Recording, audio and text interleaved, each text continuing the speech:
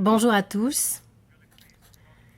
Très heureux de vous accueillir à cette séance qui présente les meilleurs projets idées de la première année du programme idées. Nous faisons cela un peu à la mitraillette, c'est-à-dire que nous proposons à chaque équipe de présenter 20 diapositives pendant 20 secondes chacune. Et cela leur donne un peu plus de pression. Et cela peut-être accélérera la présentation et vous donnera une idée très, très rapide de ces meilleurs projets tels que choisis par un groupe d'intervenants externes et également quelques membres de l'équipe de ID. Je m'appelle Ross Baker, je suis de l'Université de Toronto. J'ai eu le privilège et le plaisir de co-diriger le projet ID. Nous avons été financés par le ministère de la Santé et Steiny Brown et l'autre co-directeur. Nous avons une équipe fantastique qui a permis de mettre ce projet sur pied. Je veux vous présenter un peu le projet ID. Je vais faire cela assez rapidement, même si moi, je n'ai pas à vous expliquer cela en 20 secondes, heureusement. Nos présentateurs ici n'ont rien à déclarer. Nous n'avons reçu aucun soutien commercial, mais nous avons eu un excellent soutien du ministère de la Santé et des Soins de longue durée que nous reconnaissons et que nous remercions.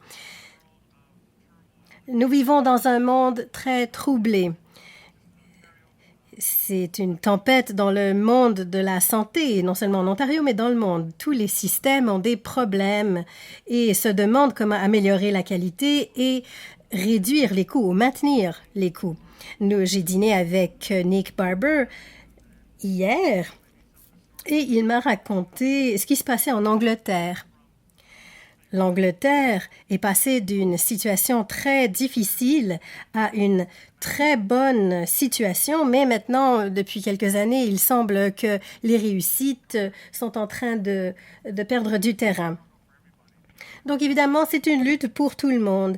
La population change, la main-d'œuvre change également, il y a différentes attentes de la part des patients et le système doit passer au 21e siècle. Comment faisons-nous pour faire cela ici en Ontario avec les ressources que nous avons?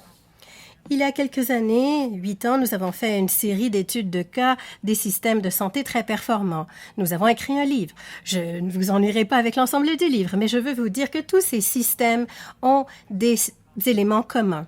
Parmi ceux-ci, ils priorisent la qualité et la sécurité. Si on se concentre sur la qualité et la sécurité, tout le reste va suivre. C'est ce que nous avons appris de ces systèmes très performants. Mais pour faire cela, il faut que l'engagement, l'implication du personnel à tous les niveaux soit là. Il faut les compétences, les connaissances, la confiance dans cette amélioration du système. Nous avons vu ça dans le réseau des maillons de santé. Le projet ID est un projet de 3 ans. Nous en sommes à notre 3e année et nous voulons en tout cas avoir un financement additionnel pour poursuivre ce programme en Ontario. C'est un projet qui a été initié par Brent James. C'est un projet développé au cours de 20 ans et nous voulons l'améliorer dans le contexte ontarien. Je veux remercier nos partenaires. Sans ces partenariats, le projet ne serait pas possible. QSSO a contribué énormément par ces coachs qu'ils nous ont fournis qui sont très, très qualifiés en amélioration de la qualité. Nos équipes ont appris beaucoup grâce à ces coachs, que ce soit à distance ou en personne. L'ICES a été un partenaire important également. L'un des problèmes critiques dans l'amélioration de la qualité, ce sont les données. Il est difficile d'obtenir de bonnes données pour savoir, premièrement, quel est le problème, et ensuite des données pour savoir comment régler le problème. Alors, l'ICES a été d'un très grand soutien pour nous aider à utiliser leurs ressources. Nous avons également établi des partenariats avec 6 écoles de médecine partout en Ontario pour donner le programme d'introduction, le programme de 2 jours. Nous croyons que ce partenariat améliorera certainement la formation. Il y a 2 versions du programme IDEA en ce moment. D'abord, le programme d'apprentissage à danser qui se fait sur 9 jours, sur une période de 5 mois. Environ 40 personnes par cohorte participent à ce programme. Donc, ils viennent et ensuite retournent à la maison et travaillent avec le reste de leur équipe à la maison. Ensuite, nous avons un programme de 2 jours qui est une sorte de programme accéléré qui est axé sur les autres membres de l'équipe, pas les dirigeants, pour qu'ils puissent participer à cet effort. Nos objectifs. Nous voulons donner aux gens la connaissance dont ils ont besoin pour améliorer la qualité. Je travaille dans ce secteur depuis 20 ans et je crois que nous sous-estimons grandement les compétences nécessaires pour les travailleurs de première ligne pour vraiment faire une différence. Il faut vraiment qu'ils puissent utiliser les outils et développer une confiance pour améliorer la situation. Notre objectif est d'aider les gens à apprendre, à faire, à partager et à maintenir. Donc, nous travaillons sur des projets qui sont devenus la priorité du ministère et du programme de transformation. Donc maintenant, nous donnons la possibilité aux gens de développer des compétences, mais également de développer des projets qui peuvent être étendus à d'autres échelles dans la province. Nous développons les compétences d'amélioration de la qualité, des compétences de leadership adaptatif, d'utilisation des données, de travail d'équipe, de gestion de projet et de leadership en matière de changement. Ce n'est que le début de l'aventure.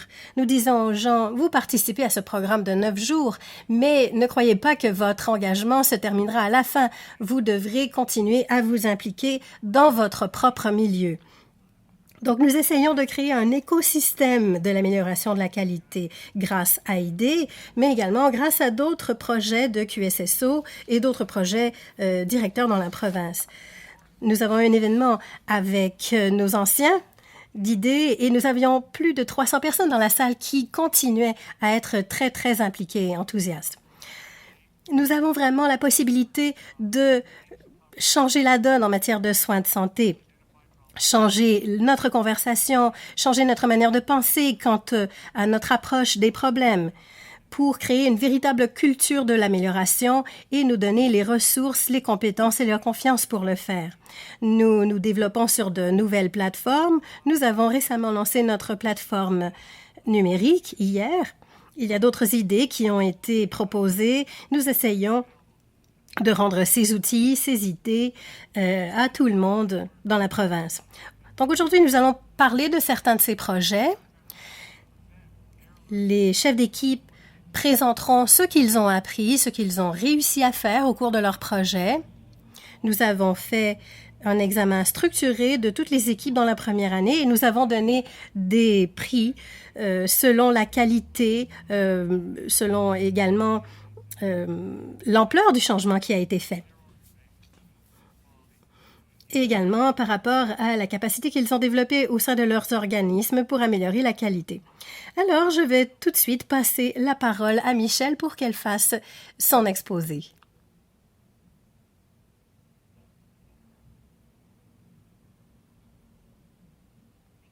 Merci, Ross. Je m'appelle Michelle Greenman, je suis docteur de médecine interne et je m'exprime au nom de mon équipe au programme de soins de longue durée intégré dans le maillon santé Toronto-Ouest. Nous avons commencé ce programme au Toronto East General Hospital et je veux reconnaître mes coéquipiers d'origine, Kevin Edmonston et Ainsley Young. C'était l'équipe de départ, nous avons changé d'équipe depuis, mais voilà l'équipe d'origine. Alors, aujourd'hui, je vais vous parler de bâtir un système de soins intégré pour les aînés vivant dans le foyer de soins de longue durée Toronto-Est. Je faisais partie de la première cohorte et il s'agit donc de la deuxième année, donc le format est un peu différent. Je vais commencer par le cas de Monsieur R, un monsieur de 87 ans qui est arrivé à l'urgence avec une colite assez difficile, peu de soins, et sa famille poussait vraiment pour que nous le prenions en charge complètement. Faire beaucoup de tests, une batterie de tests, etc. Pendant les 6 premiers jours de son hospitalisation, la situation était assez chaotique. Il a eu beaucoup de tests et est devenu très, très agité. Sa famille a vu que la situation ne s'améliorait pas et la famille s'est rappelée qu'il ne voulait pas avoir des soins aussi intensifs. Lorsque nous avons changé le plan de soins, il s'est peu à peu apaisé et sa famille également. Monsieur R, comme bien des aînés, fragile est décédé de faiblesse. Plus d'un tiers des gens meurent de cela, mais nous ne le reconnaissons pas souvent parce que la trajectoire vers la mort est beaucoup plus imprévisible que celle liée au cancer ou d'une défaillance des organes. Lorsque nous envoyons des aînés vulnérables à l'urgence, ils ont un risque de mortalité et de morbidité beaucoup plus élevé. 25% de ces transferts sont évitables. En 2012, en Ontario, il y a eu 82 000 transferts à l'urgence à la province et cela a coûté 425 millions de dollars. Les aînés dans les soins de longue durée sont dans leurs dernières années de vie. Voici le coût des soins donnés en courte durée, donc la ligne verte et rouge, la ligne bleue et la ligne violette, ce sont les soins à domicile. Donc, il y a une très grande différence au niveau des coûts. Donc, pour répondre aux besoins des aînés vulnérables, donc pour améliorer les résultats et leur expérience, et également pour la durabilité des systèmes de santé, nous avons développé le programme de soins de longue durée intégré pour amener les services et les spécialistes dans les soins de longue durée pour améliorer la qualité, également pour intégrer davantage le système. Nous avons fait des évaluations. C'est ce que nous avons fait pendant la première cohorte. Nous sommes allés dans des foyers et nous leur avons demandé quels étaient les obstacles, pourquoi les gens étaient envoyés à l'urgence. Trop de stress, des manques de ressources et un manque de personnel. Un autre facteur majeur, les familles, lorsqu'ils voient leurs proches se détériorer, ils se sentent très vulnérables et ils sentent que les hôpitaux vont peut-être leur donner un meilleur soin. Alors, il s'agit là d'un facteur très important qui détermine la décision, à savoir si nous allons envoyer quelqu'un à l'urgence ou non. Donc, nous avons envoyé une infirmière praticienne pour discuter activement des objectifs de soins avec les patients. Pendant les 10 premiers jours cliniques, l'infirmière praticienne a vu 13 patients et a changé le niveau de soins chez 6 patients. Donc, vous voyez les barres violettes, ce sont les niveaux pré- et post-discussion. Et ensuite, les barres oranges, ce sont les transferts à l'urgence. Alors, on voit ils sont passés de 4 ou 5 visites à l'urgence dans l'année précédente à aucune dans les 6 mois subséquents. Nous avons poursuivi le projet pendant 9 mois et nous avons changé d'infirmière praticienne. Et l'infirmière praticienne a été capable d'éviter 29 transferts à l'urgence dans les 9 mois suivants, ce qui représente 177 000 $ d'économie pour le système. Tout cela nous a permis de redéfinir notre paradigme pour les soins de longue durée. D'abord, nous avons 2 piliers. D'abord, il faut un renforcement des capacités et également des soins partagés. L'infirmière praticienne avait de la difficulté à réconcilier son rôle de soignante avec celle de planificatrice des besoins. Donc, nous avons envoyé une deuxième infirmière et nous l'avons déployée sur un de nos sites pilotes pour faire du renforcement de capacité. Elle a enseigné à faire des soins de vie, à anticiper la dégradation des patients et elle a identifié 16 intervenants qui sont devenus une équipe de soins palliatifs sur place. Ensuite, nous avons envoyé des étudiants de génie industriel pour qu'ils trouvent des moyens d'optimiser le temps des soignants de première ligne pour qu'ils passent du temps avec les patients dont l'état se déclinait. Voilà pour le renforcement des capacités. Un autre thème important, les soins partagés. Il manque de soutien pour les soins de longue durée. Nous avons besoin de ressources et de spécialistes à l'hôpital pour vraiment créer une communauté de soins partagés et nous avons profité du réseau Télémédecine Ontario. Notre priorité était les soins palliatifs. Nous avons développé un réseau de 7 médecins de soins palliatifs qui étaient disposés à faire des consultations ad hoc et des conférences de formation pour le personnel de première ligne. De cette manière, nous avons créé une communauté partagée de soins. Également, nous avons remarqué que les résidents, lorsque leur état se décline, le personnel téléphone au 911. Alors, nous avons fait un partenariat avec les ambulanciers pour développer un nouveau modèle de soins d'après les succès en Nouvelle-Écosse et en Alberta, où ils ont réussi à éviter 80% des transferts à l'urgence. Nous avons besoin d'un consensus à notre modèle et voici ce que nous avons proposé. Voici nos prochaines étapes.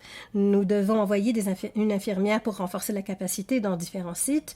Nous devons bâtir une équipe de soins palliatifs. Nous devons également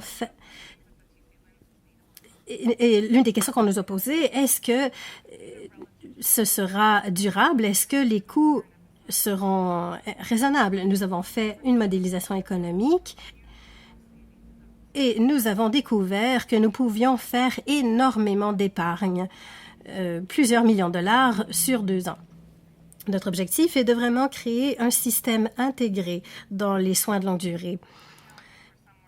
Je crois que nous sommes un peu à gauche et j'espère que chaque année, nous progresserons vers l'image de droite. Voilà. Merci beaucoup.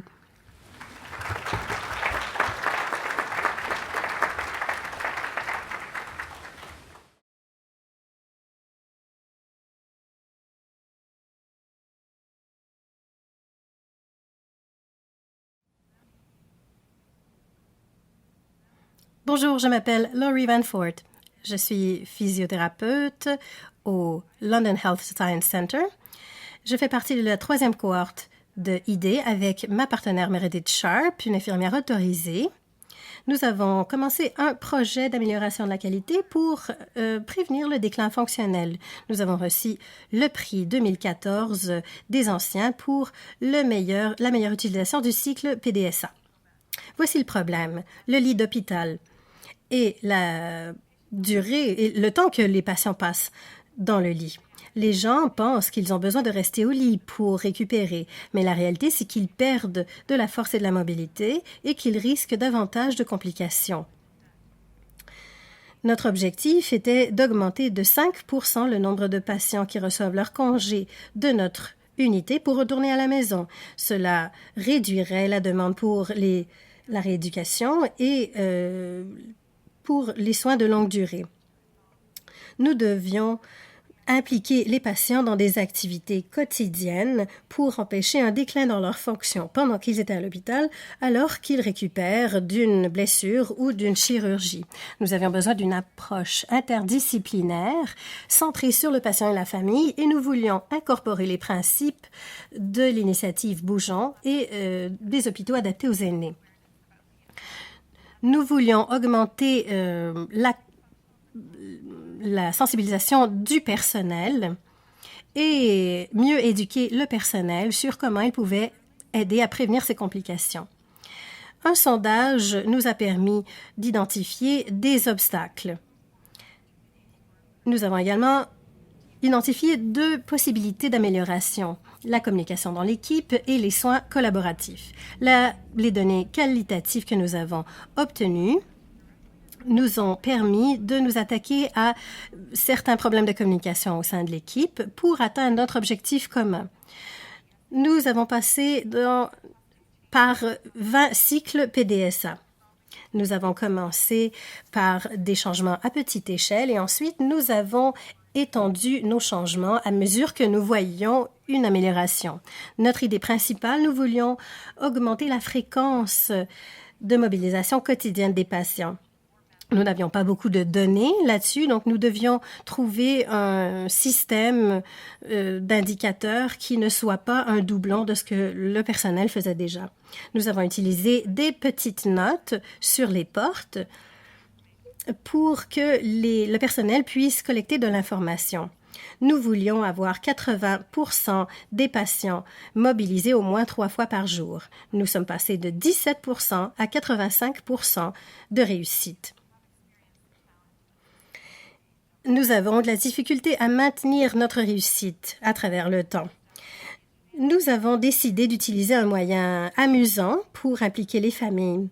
Nous avons disposé une couronne et à chaque fois que les familles participaient à la mobilisation des patients, nous mettions un petit point rouge. C'était une manière visuelle de suivre notre progrès. 2 obstacles, le temps perdu à chercher de l'équipement et le manque d'équipement. Le personnel de première ligne a pu donner son avis sur la manière de dépenser nos fonds pour faire durer les réussites que nous avions réussi à obtenir. Nous devions acheter du matériel pour améliorer la situation encore davantage. Avec le bon équipement, le personnel aurait plus de temps pour aider les patients avec des activités fonctionnelles. L'élaboration de matériel éducatif qui serait accessible aux patients et aux familles a également été identifiée comme une manière d'améliorer la situation dans notre unité. Cela faciliterait également le partage des ressources. Jusqu'ici, nous avons fait des présentations à d'autres professionnels. Nous avons fait l'objet d'articles au sein de notre organisation et dans le réseau local d'intégration de la santé. Et nous avons fait des consultations avec d'autres unités qui travaillent sur des projets similaires. Nous avons appris les leçons suivantes: l'efficacité des petits changements et la valeur des images pour motiver le personnel dans des projets de changement. Il était beaucoup plus efficace d'afficher les résultats du contrôle de mobilité fait hier plutôt que donner des données d'il y a 4 mois sur la durée des jours, par exemple. Nous avons fait un sondage auprès du personnel. Nous voulions nous assurer que les changements que nous faisions n'aient pas d'impact négatif sur la charge de travail ou sur la satisfaction au travail. Mais en fait, nous avons compris qu'il y avait eu amélioration dans tous les domaines, y compris dans la communication au sein de l'équipe et dans la constance par rapport à notre approche. Nous avons appris qu'il est important d'avoir du soutien à tous les niveaux. Les changements à la direction et des priorités en concurrence nous ont empêchés de progresser par moments. Il aurait certainement été utile d'avoir des réunions avec la direction pour améliorer la situation davantage. Par moments, j'ai senti que je portais tous les chapeaux. Il aurait certainement été utile d'avoir un chef de projet pour faire les tâches administratives sans que j'aie à m'occuper de tout cela en plus du travail relié au projet en soi. Il a été très difficile de savoir comment dépenser l'argent. Nous avions besoin d'équipements, nous avions des avis très différents de différents consultants. Et tout cela a ralenti notre progrès au cours des derniers mois. Évidemment, il n'y a pas de ligne d'arrivée pour la qualité, donc nous allons continuer à améliorer la situation. Et nous sommes très enthousiastes à l'idée d'améliorer les normes de soins et de continuer à travailler avec d'autres unités. Merci beaucoup.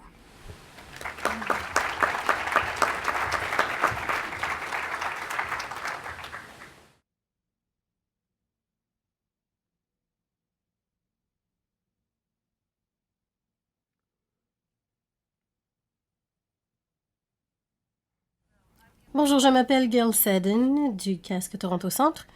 Mes partenaires, Dr. Jocelyn Charles de l'équipe de santé familiale Sunnybrook Academic et Anne Morehouse, une infirmière généraliste à l'urgence de Sunnybrook. Nous avons fait partie de la 2e cohorte et nous avons remporté le prix 2014 pour l'implication des patients. Aujourd'hui, nous aimerions vous parler de comment nous avons utilisé ce prix. Et ce que nous avons appris. Nous voulions comprendre pourquoi les aînés fragiles vont à l'urgence. Pas pourquoi les cliniciens croient qu'ils viennent, mais ce que les clients en disent. Nous voulions comprendre leur expérience, ce qui s'est passé avant qu'ils arrivent à l'urgence, une fois qu'ils sont arrivés à l'urgence et ensuite lorsqu'ils sont repartis à la maison. Nous avons examiné des aînés qui ont fait plus de 4 visites au cours des 6 derniers mois, qui avaient plus de 65 ans. Nous sommes servis du personnel déjà existant pour trouver nos candidats. Nous avons également impliqué le laboratoire des facteurs humains du réseau des hôpitaux universitaires et nous avons fait 20 entrevues. Souvent, les interviews ont eu lieu lorsque les patients avaient déjà reçu leur congé de l'hôpital. Qu'avons-nous appris? Nous avons demandé aux gens « Pourquoi êtes-vous allé à l'urgence ?» Ils nous ont répondu « Parce que je suis très malade. » Ils ont également dit que les fournisseurs de soins de santé leur ont suggéré d'aller à l'urgence. Et ils y sont allés, souvent, ils y sont tournés parce que souvent, ils n'ont pas compris les directives lorsqu'ils ont reçu leur congé précédent. Et lorsque nous leur avons demandé « Qui avez-vous consulté avant d'aller à l'urgence ?» Ils nous ont répondu qu'ils n'avaient consulté personne. Certaines personnes ont consulté leur médecin de famille, d'autres gens ont fait appel à téléservices à domicile et d'autres options également. Et lorsqu'on leur a demandé pourquoi ils avaient choisi l'urgence, ils nous ont dit qu'ils croyaient que c'était le meilleur endroit pour traiter leur maladie. Souvent, ils ont mentionné qu'ils avaient une relation précédente avec Sunnybrook. Et ils croyaient que c'était important pour la continuité des soins. Nous leur avons demandé, est-ce que c'est un nouveau problème ou un problème différent? En tant que clinicien, nous pouvons souvent identifier que le problème pourquoi il consulte est le même que le précédent. Mais souvent, du point de vue du patient, c'est quelque chose de très différent et c'est ainsi qu'il l'interprète. Voici nos conclusions. Plusieurs des patients avaient une relation très forte avec leurs fournisseurs de soins de santé primaires et une communication régulière. La plupart avaient un médecin de famille. D'autres n'avaient pas une relation aussi forte toutefois. Nous avons été surpris de voir que les patients considèrent qu'ils sont impliqués avec leur équipe de soins à l'extérieur de l'urgence. Et souvent, ils sentent que l'urgence est le seul endroit où ils peuvent obtenir les soins dont ils ont besoin à ce moment précis. La moitié des patients sont arrivés en ambulance. Souvent, ils sont considérés du niveau 1, 2 ou 3 sur l'échelle canadienne de triage de gravité pour les départements d'urgence. Également, ils sont souvent arrivés en taxi. Les facteurs qui ont mené à une consultation à l'urgence. Le médecin de famille qui n'était pas disponible. Ils ont senti que les directives qui leur avaient été données à leur précédent congé n'avaient pas aidé pour qu'ils puissent autogérer leurs soins. Également, ils ont senti que l'urgence était disponible et pratique. Également, ils ont senti que certains symptômes chroniques ne pouvaient être traités qu'à l'urgence. Également, nous avons été surpris de savoir que les fournisseurs de soins de santé ont suggéré d'aller à l'urgence. Ils ont également senti qu'il n'y avait pas assez d'options autres que l'urgence.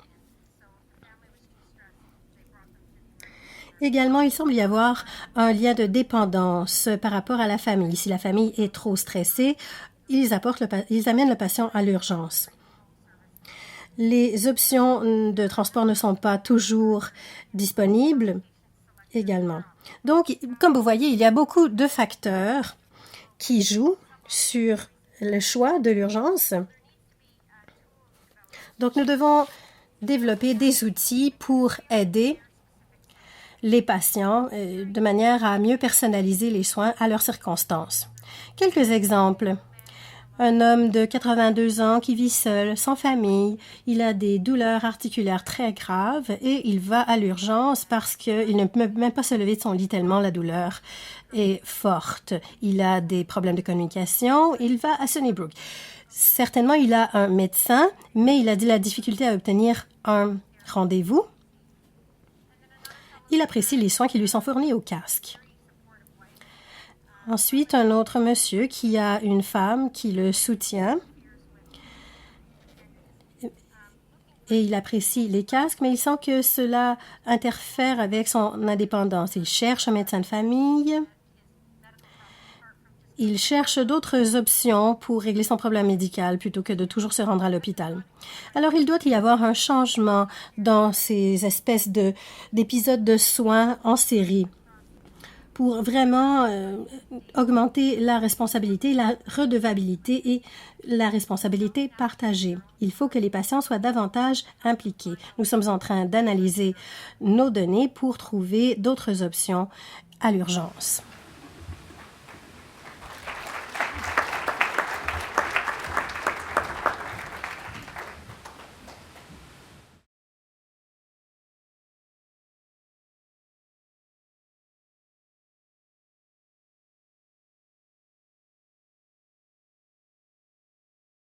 Bonjour à tous. Heureuse de vous présenter notre projet qui a reçu un prix pour l'implication en 2014.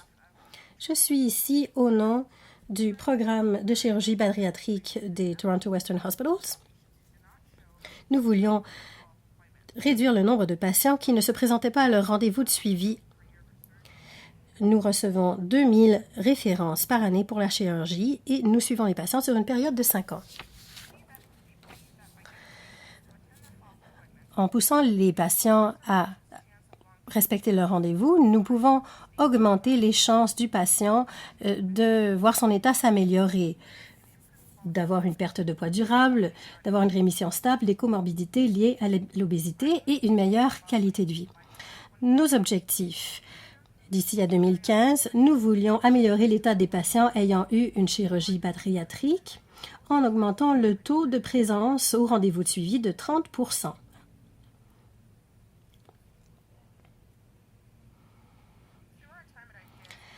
Pendant notre projet ID et en consultation avec nos patients, nous voulions déterminer quelles étaient les meilleures idées de changement. Des outils d'amélioration de la qualité, incluant le diagramme en arête de poisson, la grille d'incidence et les tableaux Tries et Pareto ont eu une grande influence dans nos décisions. Les obstacles majeurs. Les coûts de stationnement, nous ne pouvons rien y faire. Et le fait que les patients devaient consulter tous les cliniciens à chaque visite, ce qui signifiait souvent 4 heures d'attente. Pour cette raison, nous avons décidé de changer notre plan.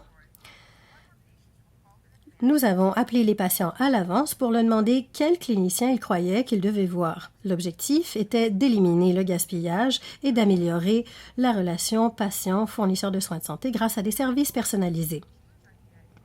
Une autre idée que nous avons utilisée, créer un livret pour les docteurs, pour les patients qui allaient bien ou qui préféraient voir leur médecin de famille plutôt que l'équipe bariatrique. C'était un outil déjà en développement et qui est passé par des cycles PDSA. Nous avons mis en œuvre et disséminé un site mobile pour les patients de manière à ce qu'ils aient accès à des informations sur les soins post-bariatriques. Les patients ont utilisé cette ressource pour les aider dans leurs soins et pour guider les discussions avec leurs fournisseurs de soins de santé. Nous avons évalué plusieurs points. Le taux de présence hebdomadaire au rendez-vous de suivi, le pourcentage d'annulation à l'avance avec un préavis de plus de 24 heures et le pourcentage d'amélioration du pointage au questionnaire post-opératoire. Les évaluations des processus, le pourcentage de patients contactés pour la planification des soins et le nombre d'utilisateurs de l'application post-opératoire.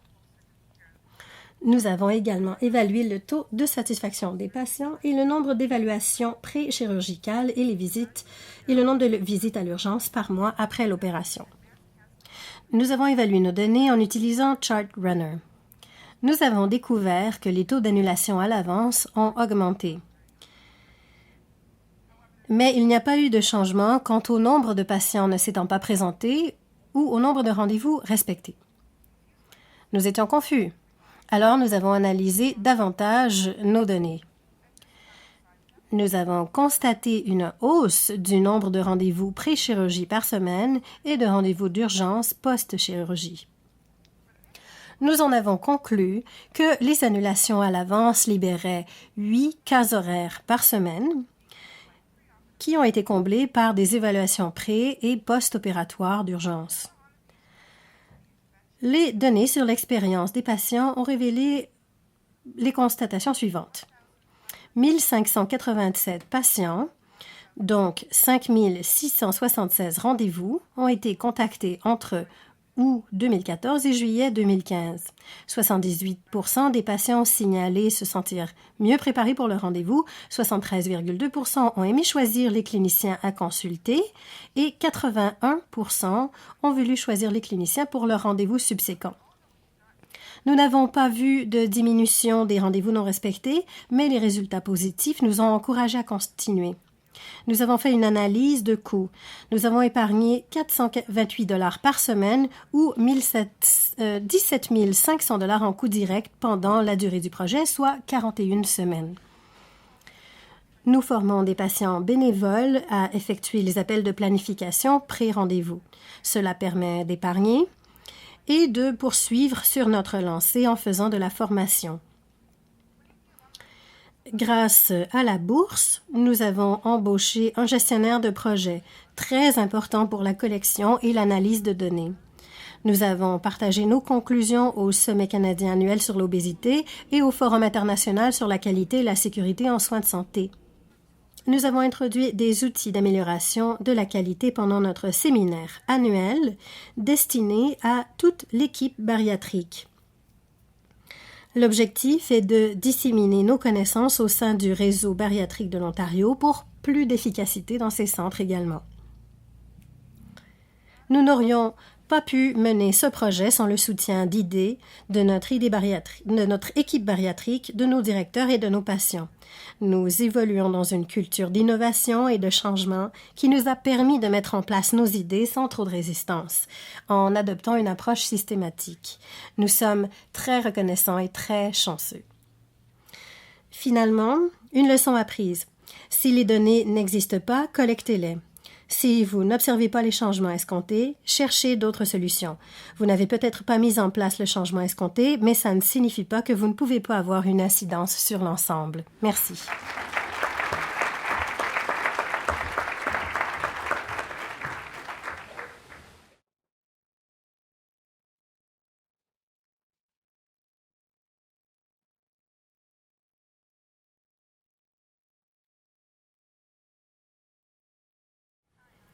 Bonjour, je m'appelle Sarafina Hui.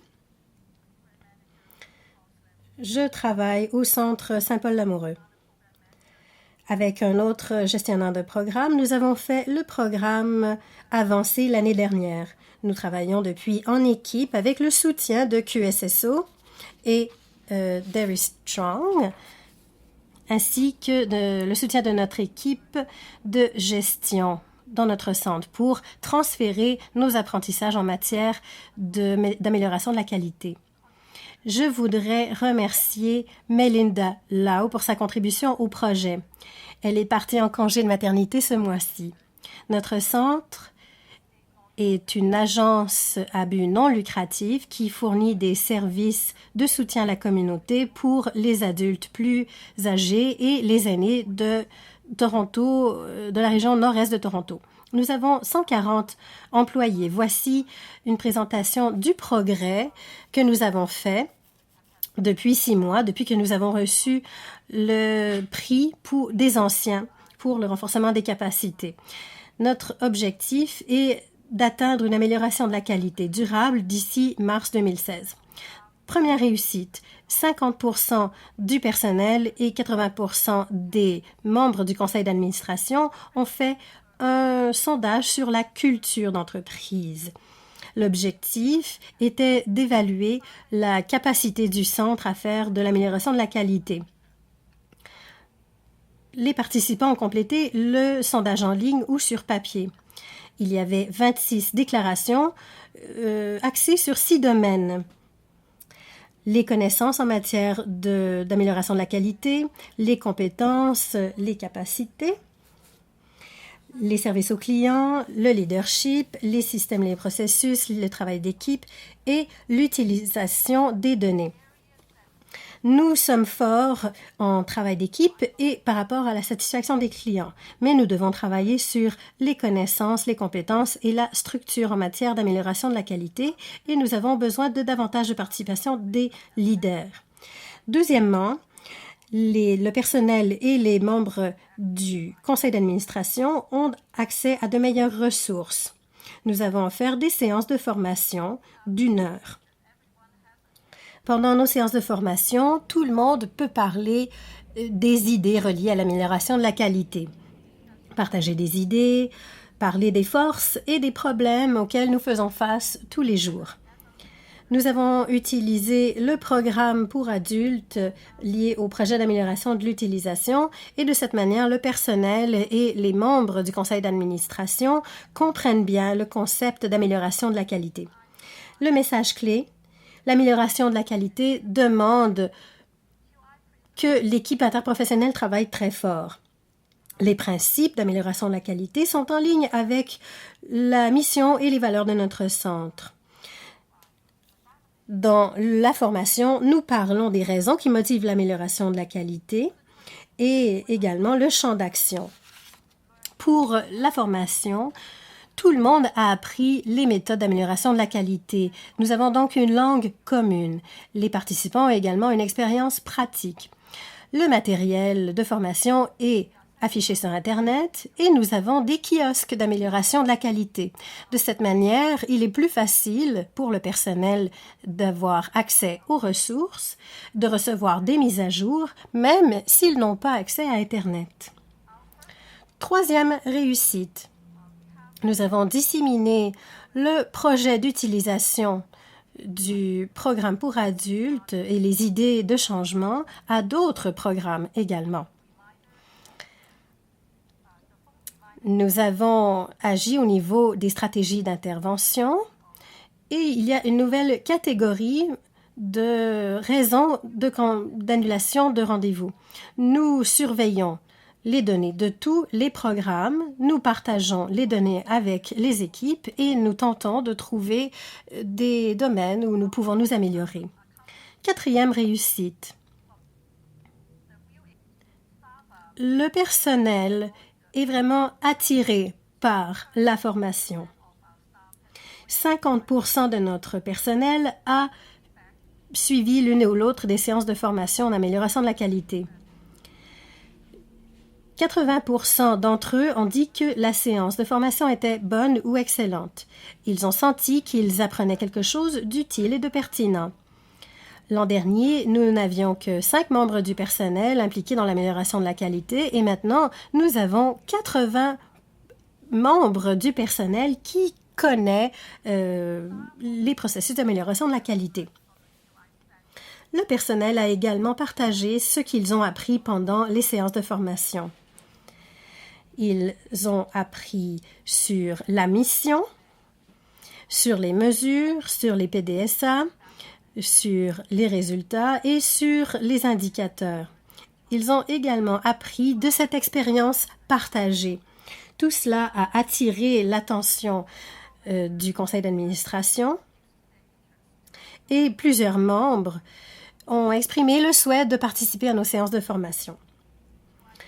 Voici la structure que nous proposons pour l'amélioration de la qualité au sein de notre organisme.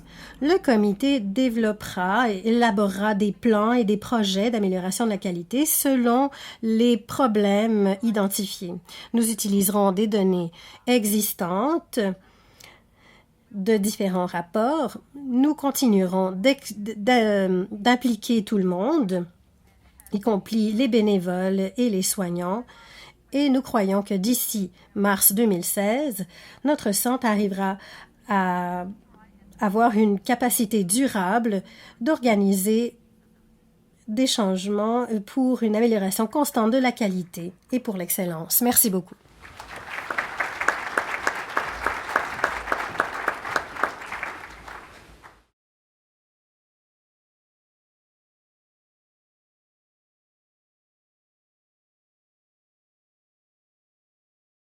Bonjour. Je viens de l'équipe de Markham-Stouffville et nous étions dans la deuxième cohorte du programme ID. Nous avons remporté le prix de renforcement des capacités. Je m'appelle Cindy Laughlin et je suis directrice du Centre d'experts en informatique clinique corporative. Clint Attendino est directeur des services d'urgence et chirurgicaux et Loretta Morrison, directrice des chirurgies à l'interne. Markham-Stouffville est un hôpital communautaire de 245 lits qui a fait l'objet d'une expansion et de rénovation majeure pour doubler sa superficie. Avant la construction, nous avions environ 68 000 visites à l'urgence par année. Après la construction, nous avons vu une hausse de 18 % en 3 ans. Cette augmentation et l'ouverture contrôlée de lits supplémentaires nous ont forcés à maintenir un bon débit et un accès acceptable aux lits. L'objectif de notre projet, améliorer la circulation des patients entre l'urgence bondée de l'unité clinique interne en augmentant le nombre des patients recevant leur congé avant 11 heures. Cette croissance rapide nous a mis sous forte pression. Retard d'ambulance, patients dans les couloirs, durée de séjour pour les patients admis de plus de 42 heures. Les patients nous disaient « c'est inacceptable ». Nous n'atteignions pas les cibles clés comme les cibles rapides et nous ne profitions pas du financement en fonction des résultats. Nous avons analysé la situation. Comme l'indique ce graphique, la plupart des congés se faisaient après 15 heures. Conséquence, des délais de transfert jusqu'en soirée, moment où les services de soutien et le personnel sont très réduits. Notre objectif était d'augmenter le taux de congés donnés avant 11 heures et de 13 à 30 %, c'est-à-dire un patient ou deux par unité médicale. Nous avons consulté le personnel et les patients pour connaître l'heure acceptable pour un congé. La plupart ont dit qu'avec une bonne préparation, ils seraient heureux de partir avant midi. Une analyse plus poussée a démontré que l'un des problèmes majeurs était que les médecins n'arrivaient pas à faire leur ronde pour différentes raisons. Cela entraînait des délais dans les mises à jour et conséquemment dans la rédaction des notes de congé. Les médecins ont fait remarquer que si les rondes étaient normalisées, plus concises et axées sur le congé, ils y arriveraient plus facilement. Nous avons mesuré le nombre de médecins faisant les rondes et le nombre d'infirmières qui se servaient de la documentation produite pendant ces rondes, comme le montre le tableau électronique que voici. Pour pousser sur l'idée du congé avant 11 heures, nous avons utilisé des images comme une croix de sécurité pour illustrer le progrès de l'équipe vers l'objectif fixé. Le personnel connaissait déjà cet outil pour mesurer le taux de chute et nous avons affiché ces croix sur nos tableaux de qualité et en avons parlé tous les jours en réunion. Nous avons organisé plusieurs événements pour analyser l'état des lieux et planifier l'avenir. Nous avons découvert du gaspillage et des variations dans les pratiques que nous avons travaillé à corriger. Cet événement a été aussi l'occasion de fortifier les liens entre l'urgence et l'unité de soins interne. Nous avons obtenu le soutien indéfectible de notre commanditaire et de l'équipe de direction a émis la consigne d'améliorer le débit de patients et l'accès aux soins. Cela nous a permis d'atteindre notre objectif. Notre partenariat avec les médecins et la gouvernance du comité directeur sur le débit nous ont aussi aidés. Nous voulions optimiser notre financement fondé sur les résultats et améliorer la satisfaction des patients. Notre comité directeur sur le débit, où siégeaient des représentants de plusieurs programmes, des médecins et des directeurs, ont établi des priorités pour les fonds supplémentaires reçus pour soutenir nos objectifs. Quelques exemples de mesures prises: ajout d'une infirmière praticienne, d'un coordonnateur du débit et d'un directeur de l'accès et du débit. Récemment, nous avons ouvert une unité pour court séjour et nous voulions faire profiter cette nouvelle unité de nos réussites. Nous avons utilisé notre bourse pour soutenir la mise en place d'un poste d'infirmière praticienne dans cette unité, dans l'idée que cela aiderait à donner aux patients leur congé avant 11 heures. Pour donner les outils nécessaires pour aider l'équipe à mettre en place les mêmes processus de débit que dans les autres unités, l'infirmière a participé au programme de 2 jours d'idées pour connaître les méthodes et le langage d'amélioration de la qualité que nous avons appris au sein du programme avancé. Nous avons eu du mal atteindre notre objectif de 30% pendant quelques mois, mais récemment, nous avons atteint l'objectif et nous l'avons maintenu depuis l'ouverture de l'unité des courts séjours et l'arrivée de l'infirmière praticienne. Les deux tableaux que voici démontrent l'amélioration quant à la durée de séjour à l'urgence pour les patients admis.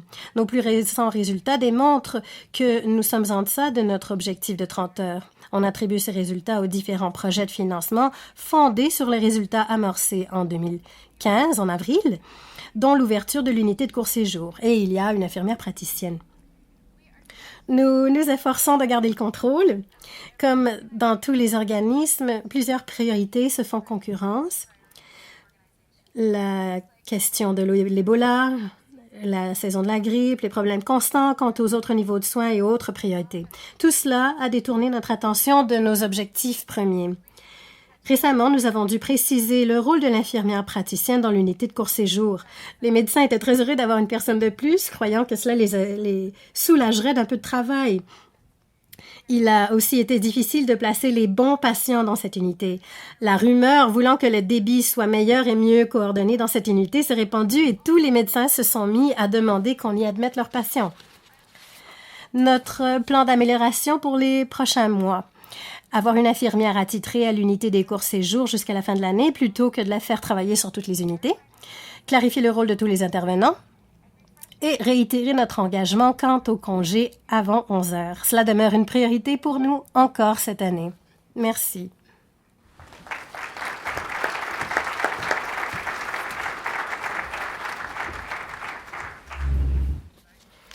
Merci à tous les présentateurs de donner une idée de ces projets, Et je les remercie d'avoir accepté le défi de présenter leurs projets de manière très condensée. J'aimerais demander à tout le monde de revenir sur la scène de manière à ce que nous puissions discuter avec vous. Si dans le public, il y a des questions pour l'une ou l'autre des équipes, si vous voulez savoir certaines choses sur les projets, quels ont été les résultats, les changements, comment profiter du moment de la lancée. Ensuite, nous allons passer à une discussion sur la durabilité. Des questions pour les équipes?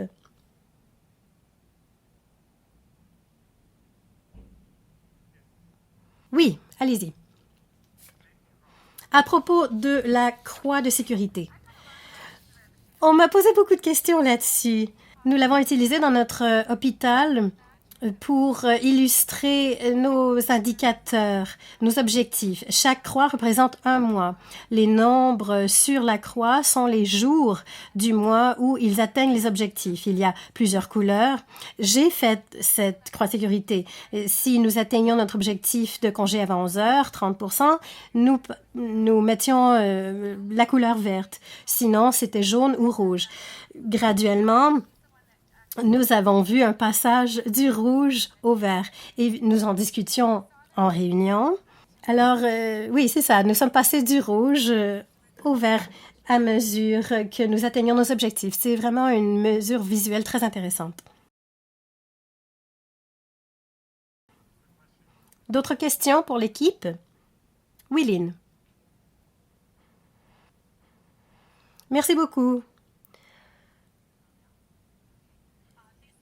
J'ai beaucoup aimé la manière dont vous avez axé votre attention sur la communication entre les membres d'équipes interprofessionnelles.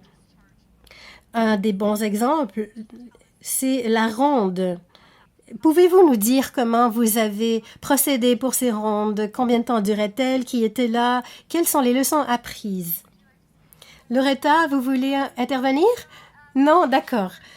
Bon, Loretta est notre spécialiste des rondes à l'hôpital. Elle est directrice de la chirurgie.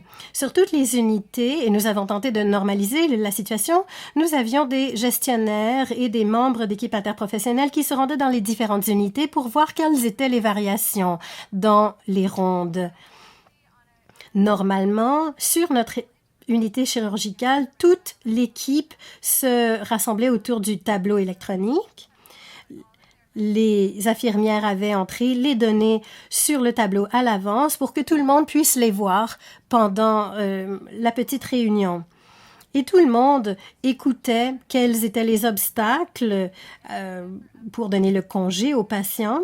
Et tous les membres de l'équipe, que ce soit les médecins, les infirmiers, et tout le monde pouvait intervenir et dire quels étaient les obstacles qu'ils percevaient. Nous en discutions. Que devons-nous faire pour permettre à ce patient d'obtenir ce congé? Que devons-nous faire pour sortir ce patient d'ici 11 heures plutôt que 5 heures cet après-midi?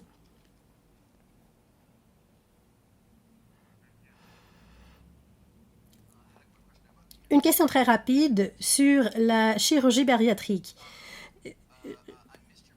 J'ai raté ce que vous avez dit par rapport à l'amélioration des soins et aux épargnes que vous avez faites. Je n'ai pas tout à fait compris. Est-ce que vous pourriez vous réexpliquer? Nous avons deux catégories de patients qui participent à nos programmes. Nous avons des patients qui font des évaluations préopératoires et chaque patient doit avoir 5 différents cliniciens de chacune des disciplines. Et une fois qu'ils ont eu leur chirurgie, ils reviennent parce que nous les suivons pendant 5 ans. Nous avons appelé les patients à l'avance pour leur dire « Est-ce que vous venez consulter les cliniciens? Sinon, qui voulez-vous consulter? » Ils nous disent qui ils ne veulent pas consulter et donc cela permet de libérer des cas horaires pour les cas d'urgence. Donc, nous avons calculé les coûts de la manière suivante. Nous avons regardé les coûts moyens pour une visite de clinicien et nous avons traduit ça en temps perdu, si vous voulez.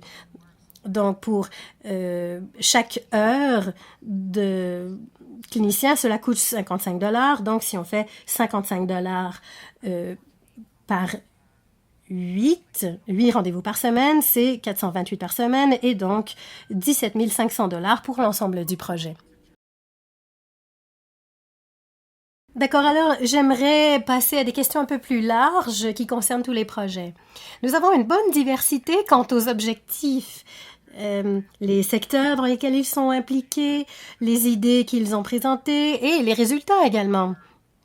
Une partie de notre objectif ici n'est pas seulement de développer les compétences des individus et d'avoir des résultats immédiats, mais peut-être également de trouver des idées qui peuvent être utiles d'un contexte à l'autre. Donc, je veux ouvrir la discussion entre les membres des équipes. Le programme pour vous s'est terminé il y a plus d'1 an. Vous réfléchissez encore à toutes ces questions, vous travaillez encore là-dessus. Alors, qu'est-ce qui est important pour vraiment rester concentré sur vos objectifs? Vous êtes tous à la mi-étape de votre projet. Vous n'avez pas encore fini. Donc, comment maintenez-vous le degré d'implication dans vos organismes respectifs? Je vais commencer. L'une des présentatrices aujourd'hui a montré un graphique en dents de scie. Et je crois que c'est là important. Il faut vraiment que la direction soit impliquée et qu'il y ait des mesures. Et nous devons constamment lier les indicateurs à l'amélioration de la qualité. Et il faut toujours faire de la reddition de comptes par rapport à cela. C'est ainsi que l'on avance et que vraiment on fait un changement pour que cela fasse partie de l'ADN du système de santé de l'Ontario.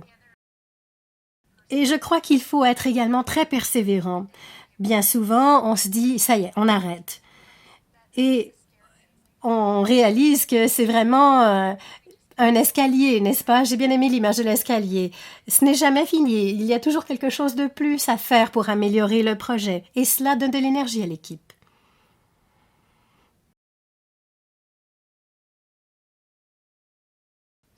Notre projet était un peu différent parce que mon équipe ne travaillait pas dans des foyers de soins de longue durée. Nous étions à l'extérieur. Ce que nous reconnaissons en tant qu'équipe, c'est que nous avons une passion commune pour ce que nous faisons. Également, nous avons changé de partenaire et donc nous sommes adaptés facilement. Nous devions faire des essais et voir ce que les foyers allaient accepter. Donc, évidemment, il faut de la persévérance. L'un des problèmes que nous avons eus, et je crois que c'est intéressant lorsque Daniel Martin parlait des projets pilotes, on obtient du financement d'amorçage Et nous, au final, nous avons dû utiliser la bourse pour continuer à mener nos activités. Cela nous a aidés, mais je crois que le fait d'avoir un objectif commun pour l'équipe, c'était extrêmement important. J'en ai parlé dans ma présentation. C'est vraiment un engagement dans tout l'organisme. L'une des choses que j'ai vues à Mark Stouffville, c'est qu'il y a une véritable implication pour faire fonctionner le modèle de gouvernance partagée. Nous avons notre comité directif du débit et nous avons le financement en fonction des résultats. Et le financement est partagé dans tout l'hôpital. Tout le monde reçoit un peu d'argent et cela nous encourage vraiment à travailler en tant qu'équipe pour appliquer tous ces principes pour fonctionner mieux en tant que groupe. Alors, il ne s'agit pas seulement d'un projet individuel dans l'hôpital, mais bien d'un effort commun. Pour notre programme, l'une des motivations principales, c'est de vraiment fournir des bons soins à nos patients. Nous voulons que les gens respectent leur rendez-vous parce que nous connaissons les chiffres. Nous savons que si les gens ne vont pas à leur rendez-vous, ils peuvent regagner du poids et avoir beaucoup de complications. Donc, nous voulons fournir les services dont les patients ont besoin, mais dans un processus rationalisé qui réponde à leurs besoins. Pour nous, il s'agit de suivre les données. Nous partageons ce qui se passe en ce qui concerne les annulations, également les changements dans l'état des clients. Donc, nous avons arrêté les appels de rappel de rendez-vous parce que les gens n'étaient plus concernés et dans certains cas, nous avons dû référer les patients à d'autres programmes. Nous n'avions pas le même groupe de clients. Nous nous sommes concentrés sur d'autres aspects de l'amélioration. Par exemple, accélérer le processus d'admission et simplifier cette procédure. L'une des choses intéressantes que j'ai remarquées dans tous ces projets, c'est que même si on se concentre sur des outils d'amélioration de la qualité, les changements exigent des changements plus larges en fait. Un changement de rôle souvent, des changements dans la communication, des changements dans les tâches individuelles. Parfois, c'est plus de responsabilités. Parfois même, cela affecte la communication avec les patients. Ce peut être un important obstacle parce que les gens sont habitués de travailler comme ils travaillent et souvent, les gens ne sont pas si ouverts que cela au changement. Donc, j'aimerais que vous partagiez vos réflexions à ce sujet. Quels sont les changements qui sont vraiment ressortis, qui n'étaient pas peut-être dans l'intention d'origine de votre projet, mais qui ont émergé au fil de votre travail? Gail? L'une des choses les plus intéressantes à propos de notre projet, c'est que c'est un partenariat entre 3 organismes séparés. Donc, nous n'avons pas une sorte de famille à laquelle nous rendons des comptes. Fait très intéressant. Les gens sont passés d'une perception « voici mon patient » à « voici notre patient ». C'était l'un des changements les plus remarquables. Également par rapport au changement de rôle. Nous inventons un nouveau rôle dans ce projet. Si vous êtes un administrateur dans le groupe, vous apprécierez les commentaires. Nous devons composer avec des syndicats, des organisations, et tout le monde est arrivé au final à la table avec la même philosophie qui est comment est-ce que nous pouvons concrétiser ce rôle? Comment pouvons-nous réussir et comment pouvons-nous nous concentrer sur les solutions plutôt que sur les problèmes? Nous sommes très chanceux au sein de notre équipe. Nous sommes habitués à travailler en collaboration. Le nouveau rôle qui a été inventé, notre gestionnaire de projet, a été fantastique. Nous avons également créé un poste de bénévole qui fait les appels téléphoniques. Nous avons beaucoup appris avec elle Et cela nous a permis vraiment de créer d'autres possibilités pour les patients de s'engager dans le projet parce qu'ils nous ont souvent dit qu'ils veulent nous aider. Et c'est là une occasion parfaite pour le faire.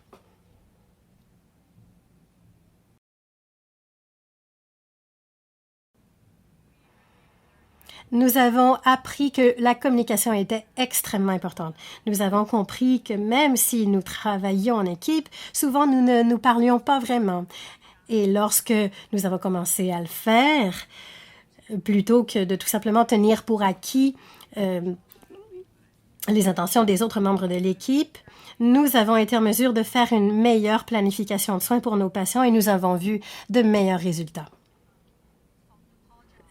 Lorsque nous partageons et lorsque nous faisons la formation, l'un des problèmes que tout le monde soulève, c'est les fonds limités, le financement limité, le manque de personnel, le manque de ressources. Donc, nous devons utiliser la méthodologie d'amélioration de la qualité. C'est-à-dire que nous devons comprendre que nous pouvons faire des changements même si nous n'avons pas des ressources supplémentaires. Nous pouvons faire mieux même sans financement supplémentaire. Chez nous, ce que nous avons compris à mesure, c'est que tout cela, au final, est une question de relation. Nous étions très surpris au début lorsque nous avons créé le poste d'infirmière praticienne, que 2 semaines après la fin du projet, l'infirmière avait déjà pris des mesures et nous avons pu voir vraiment changer la culture. Elle avait changé les objectifs de soins, etc. Nous avons commencé à faire des conférences et nous avons commencé à cibler les médecins. Ce que nous avons découvert, c'est que puisque le personnel de première ligne était là dès le départ du projet, c'est finalement eux qui formaient les médecins. La relation se transforme à mesure que nous avançons. Pour nous, comme Lynn le disait, c'est vraiment cette équipe d'équipe interprofessionnelle. Comment pouvons-nous travailler ensemble pour atteindre un objectif commun? Nous ne voulons pas tout simplement faire en sorte que les patients soient prêts à partir. Tout cela peut commencer dès le départ du séjour pour que tout le monde ait un objectif commun. Une question finale pour toutes nos équipes. Je reviens à l'idée de propagation et d'extensibilité de Daniel Martin. Nous savons que les projets ont eu lieu dans des contextes particuliers, mais nous savons également que nous pouvons appliquer ces idées à d'autres contextes. Quel serait le conseil que vous auriez pour quelqu'un qui voudrait appliquer vos idées dans un autre contexte, de manière à avancer plus rapidement, plus facilement et de manière plus réussie? Gail, vous voulez commencer? Non, Jocelyne va commencer. Nous devons écouter nos patients. Nous devons comprendre ce qu'ils veulent de nous, ce dont ils ont besoin. Nous avons appris cela à travers notre projet. Nous voulons développer un projet pour aider les patients à s'exprimer par rapport à leurs besoins. Pour nous, il s'agit de ne pas rester figé, rester bloqué avec vos indicateurs. Si les choses ne fonctionnent pas comme vous l'espériez, prenez un peu de recul et analysez les données que vous avez obtenues. Moi, je suggère d'utiliser les questions classiques. Qui, quoi, où, quand, comment. Grâce à ces simples questions que vous pouvez vous poser tous les jours, vous pouvez vraiment appliquer cela à tous les niveaux et à tous les projets. Je suis d'accord avec ce que Sandra a dit. Nous n'avons pas atteint notre objectif et c'est dû au fait que nous avons eu un délai dans l'obtention des données. 4 mois. Mais Ceci dit, nous avons vu une augmentation dans la satisfaction du personnel. Nous ne nous attendions pas à cela, mais c'était très important et nous pouvons le transmettre et l'amener dans d'autres secteurs de l'amélioration de la qualité. Il faut vraiment voir l'aspect, l'ensemble et se donner le crédit pour ce qui a bien fonctionné. Je suis d'accord avec tout cela. Lorsque vous avez dit qu'il faut aller lentement pour aller vite, je n'ai pas vraiment compris cela pendant le projet. Moi, je voulais juste aller vite. Un an plus tard, je modifie encore mon modèle. Mais il faut vraiment retourner à notre analyse de base. Cela nous a aidés à avancer. Il faut sans cesse se rappeler quel est notre engagement et pour qui nous le faisons. C'est pour nos patients. Pour poursuivre dans la même veine, il faut rechercher les petits changements. Si vous avez de la difficulté, si vous avez des hauts et des bas, peut-être qu'il y a d'autres idées que vous pouvez appliquer pour poursuivre votre objectif.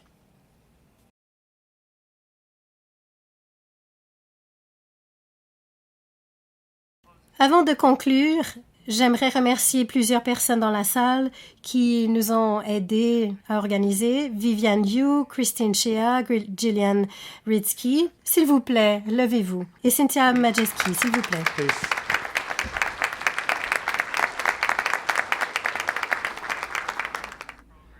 Dans la conception de ce programme, beaucoup de gens sont impliqués. Il faut vraiment reconnaître leur contribution. Vous avez entendu des histoires fantastiques dans différents contextes. C'est vraiment le tout début. Nous avons lancé le projet et maintenant nous voulons comprendre le système dans lequel nous fonctionnons. Nous croyons que nous le connaissons bien et tout à coup, on découvre que tout cela est très complexe. Et cela nous donne de nouvelles pistes de réflexion pour influencer les résultats.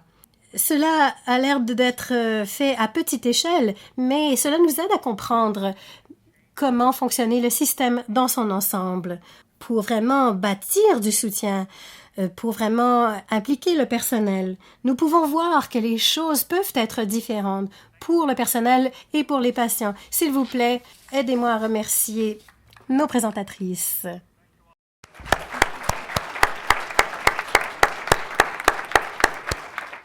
Merci à tous d'être ici avec nous et vous pouvez vous joindre à nous si vous avez d'autres questions pour les équipes.